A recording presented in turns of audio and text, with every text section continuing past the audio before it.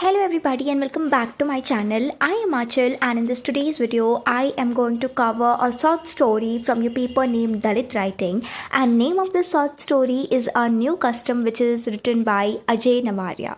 So before I start, let me tell you this, that don't forget to subscribe the channel because it really takes time to make notes, and also don't forget to share this video with your friends. Now let's start the story और सबसे पहले let's know about the writer who is Ajay Navaria. और इससे पहले मैं आपको बता दूं कि जो आपका पेपर है दलित राइटिंग, इसमें आप डिफरेंट राइटर्स के वर्क पढ़ रहे हो, but you are reading a translation, उनके वर्क का इंग्लिश ट्रांसलेशन हम पढ़ रहे हैं। तो हमारे दिमाग में एक चीज़ मतलब अच्छे से ये चीज़ रहनी चाहिए कि जो भी राइटर पढ़ रहे हैं हम वो किस लैंग्वेज से बिलोंग करते हैं। जस्ट फॉर एग्जाम्पल, अभी we are reading Ajay Navaria's new custom, so he is a Hindi literature के दलित राइटर जो अपने बोल्ड और रियलिस्टिक स्टोरीज़ की वजह से जाने जाते हैं। इनकी जो राइटिंग होती है उसमें अक्सर ये कास्ट, आइडेंटिटी, डिस्क्रिमिनेशन और अर्बन दलित लाइफ के बारे में बहुत ज़्यादा बातें करते हैं। और जो कम्युनिटी रही है दलित राइटर्स की, उसमें न्यू जनरेशन में बिलोंग करते हैं Ajay Navaria, and he speak against social injustice through very sharp and honest story telling. और इनका जो टोन रहा है इनकी राइटिंग में, that is often critical yet hopeful, which shows how self respect and courage can challenge centuries of oppression. यानी जो सालों से संघर्ष, परेशानियां झेलते आए हैं दलित लोग, उनके बारे में इनकी राइटिंग्स में जिस तरीके से ये लोग लिखते हैं उस सबसे पता चलता है। अगर हम बैकग्राउंड और कॉन्टेक्स्ट की बात करें तो it's a short story, and इसमें वील सी कि किस तरीके से कास्ट डिस्क्रिमिनेशन अभी भी एग्जिस्ट कर रहा है even in our so called modern India. And also we'll see कि कैसे जो ट्रू इक्वालिटी, अगर आपको एक बराबरी अचीव करनी है, तो अगर आप सोच रहे हो कि ये बराबरी आपको मनी और एजुकेशन से केवल आ जाएगा, तो no, that is not the only thing which is needed. सबसे ज़रूरी है सोसाइटी का माइंडसेट चेंज होना। जब तक सोसाइटी की माइंडसेट चेंज नहीं होगी तब तक कुछ बदलाव नहीं आ सकता, और इस स्टोरी के थ्रू कहीं ना कहीं हमें वही चीज़ दिखाई गई। जो स्टोरी की बिगनिंग होती है वो होती है एक दलित मैन से जो कि सिटी के हैं और शहर से ये गांव ट्रैवल कर रहे हैं एक शादी अटेंड करने के लिए। अब ये जो आदमी है ये काफ़ी वेल एजुकेटेड है और ये एज अ प्रोफेसर वर्क करते हैं एक फेमस यूनिवर्सिटी में, और बड़े ही साफ सुथरे कपड़े और इनकी अपीयरेंस बिल्कुल अच्छी खासी है। ऐसा लग रहा है कि मानो ये सक्सेसफुल आदमी है।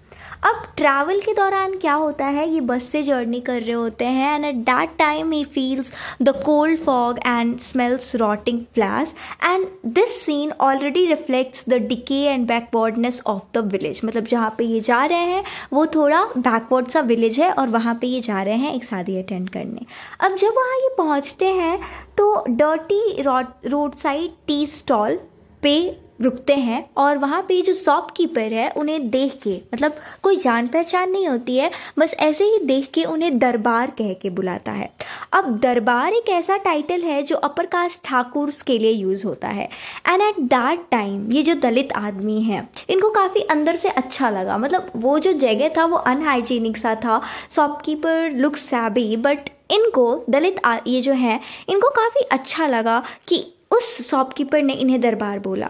अब ये चीज़ क्या दिखा रही है, ये चीज़ शो कर रही है एक इनर विश, हर एक इंसान की वो विश कि उसको रिस्पेक्ट किया जाए। और इनको जो कि एक दलित आदमी है और इन्हें एक टाइटल, उस टाइटल से बुलाया जा रहा है जो अपर कास्ट ठाकुर के लिए यूज़ होता है, तो इनका ये wish to escape the low caste identity that society gives him. अब ऐसा नहीं है कि शॉपकीपर को मालूम है कि एक दलित मैन है और फिर भी वो उसे इन्हें दरबार बोल रहा है, नहीं। शॉपकीपर को ऐसे एक गलत फहमी होती है और ये एज्यूम करता है कि ये अपर कास्ट से बिलोंग करते हैं। अब क्यों करता है, क्योंकि इनकी अपीयरेंस की वजह से, जिस तरीके से इन्होंने कोट पैंट पहना हुआ है और बिल्कुल कॉन्फिडेंट सा लुक दे रहे हैं जैसे कितने बड़े लोग हैं, इसीलिए उसने ठाकुर बोला।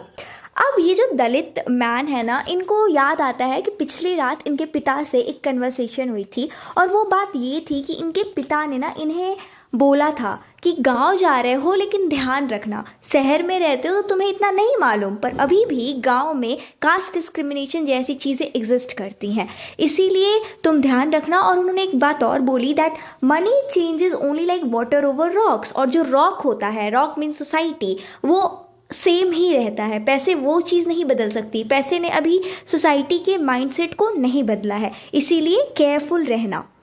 और क्योंकि ऐसा उनके पिता ने ये बात इसलिए इनसे बोली थी क्योंकि वो जानते थे कि अभी भी कास्ट रूल कर रहा है गांव गांव में। नो मैटर आप कितने एजुकेटेड हो गए हो, आप कितने अमीर हो गए हो, आपके पास कितना पैसा आ गया है, कास्ट डिस्क्रिमिनेशन अभी भी एग्जिस्ट करता है।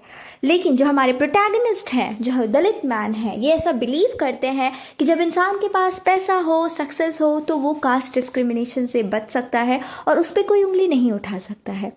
और जैसे ही अभी चाय लेते हैं, चाय पीते हैं, तभी अपने आसपास दो छोटे पपीज़ को देखते हैं, one fat and white and other thin and brown. And उस टाइम पे दिखाया जाता है हमें स्टोरी में कि जो ब्राउन पपी है वो डोमिनेट कर रहा होता है वाइट वन पे। और ये चीज़ क्या शो करता है कि एनिमल वर्ल्ड में ऐसा कुछ नहीं है। एनिमल वर्ल्ड में वो वाइट और मोटा वाला जो पपी है वो ऐसा नहीं है कि डोमिनेट कर रहा है ब्राउन और थिन वाले पे, जबकि उल्टा है। ये चीज़ शो कर रहा है कि इनके वर्ल्ड में कोई कास्ट जैसी चीज़ नहीं है, बस नेचुरल स्ट्रेंथ और फ्रीडम वाली चीज़ है। और ये कॉन्ट्रास्ट क्या हाईलाइट कर रहा है? हमारे अननेचुरल क्रुएलिटी, ह्यूमन कास्टिविज़न के। अब ये जो टी सेलर हैं, इनके बारे में अगर मैं बताऊं तो ये इनका नाम है बनवारी सैनी। एंड ये बातें कर रहे होते उस टाइम पे चाय बनाते बनाते, और बोलते कि अच्छा आप इस गांव में आए हो ठाकुर धर्म सिंह की बेटी की शादी अटेंड करने, जो कि एक अपर कास्ट वेडिंग है। और जो ये शॉपकीपर है ना, बड़े प्राउडली बोलता है कि मैंने भी उनके यहाँ सर्व किया उनकी वेडिंग में, I have offered beds, pots, hard work, because one must follow the village rules and custom. ये सब बातें बता रहे होते। तभी उस बीच में ये जो है ये शॉपकीपर को करेक्ट करते हैं और बोलते हैं कि मैं यहाँ शादी अटेंड करने आया हूँ, पर मैं यहाँ पे ठाकुर की शादी ना अटेंड करके धर्म हरिजन के बेटे, जो कि एक दलित हैं, उनकी शादी अटेंड करने यहाँ आया हूँ। अब इस बात से क्या होता है, जो शॉपकीपर है उसका बिहेवियर अचानक से बदल जाता है और उसका जो टोन, रिस्पेक्टफुल सा टोन था, वो रूड में बदल जाता है। एंड ये जो सडन शिफ्ट होता है ना, ये दिखाता है कि कितने डीपली कास्ट ने डिसाइड कर रखा है कि इंसान को रिस्पेक्ट मिलेगा या नहीं, इंसान को ह्यूमैनिटी मिलेगी या नहीं। अब जैसे ही वो अपना चाय ख़त्म करते हैं तो दलित मैन जो है ये सब देख के बिल्कुल शॉक्ड हो जाते हैं कि किस तरीके से इस शॉपकीपर का बिहेवियर बदल गया। एंड इस शॉपकीपर ने उन्हें बोला कि तुमने जिस ग्लास से चाय पी है उस ग्लास को धो के जाओ। अब इस चीज़ से ये काफ़ी शॉक्ड है और वो ऐसा इसलिए बोल रहा है क्योंकि उसका मानना है कि दलित ने जिस कप से चाय पी ली वो पोल्यूट हो गया। एंड शॉपकीपर का जैसा हमने नाम देखा, ये हायर कास्ट से बिलोंग करता है और ये बोलता है कि मैं तो वो कप छूऊंगा भी नहीं, तुम्हें साफ़ करके जाना होगा। और इस चीज़ से इन्हें काफ़ी ह्यूमिलिएटेड, काफ़ी एंग्री और काफ़ी बिट्रेड महसूस होता है। ये सोचते हैं कि मेरा एजुकेशन, मेरा सक्सेसफुल होना किसी काम का नहीं है, मतलब जो मेरी सिटी लाइफ है, मैं एक प्रोफेसर हूँ और यहाँ पे उन सब चीज़ों का कोई मतलब नहीं है। और उस मोमेंट पे ये रिफ्यूज़ करते हैं। ये जो पुरानी परंपरा चलती आ रही है कि वो अपना कप धोएंगे, वो क्योंकि एक दलित हैं और उन्होंने पी तो पोल्यूट हो गई, इन्होंने बोला कि मैं इस पुराने कस्टम को एक्सेप्ट नहीं करने वाला।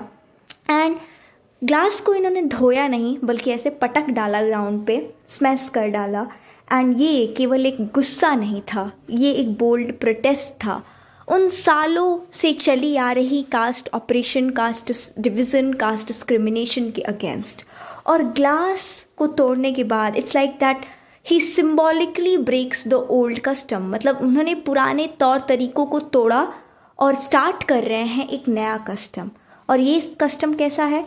It's the custom of self respect, equality and rebellion against injustice. का फाइनल मैसेज यही है कि कास्ट डिस्क्रिमिनेशन अभी भी एग्जिस्ट कर रही है, even when people appear educated and modern. और ट्रू डिग्निटी जो है वो वेल्थ या पोजीशन से नहीं आती बल्कि उस करेज से आती है कि आपके अंदर करेज है कि आप इनजस्टिस के अगेंस्ट खड़े हो सको। और जो हमारे प्रोटैगनिस्ट हैं और इनका जो एक्ट है, एक्ट ऑफ ब्रेकिंग ग्लास, ये पावरफुल सिंबल है, symbol of rebellion and the birth of new custom, पुराने कस्टम को तोड़ के नए कस्टम को एक जन्म देना। एंड ये जो नया कस्टम है ये इक्वालिटी और सेल्फ रिस्पेक्ट पे बेसिस है। ऐसा नहीं है कि कोई इंसान यहाँ पे सहता रहेगा, यहाँ पे बोल्डली आवाज़ उठाएंगे लोग और इक्वालिटी और सेल्फ रिस्पेक्ट की डिमांड है। And this is how this powerful short story ends with this powerful message. And I really hope कि आपको समझ आया होगा। चैनल सब्सक्राइब करना मत भूलना।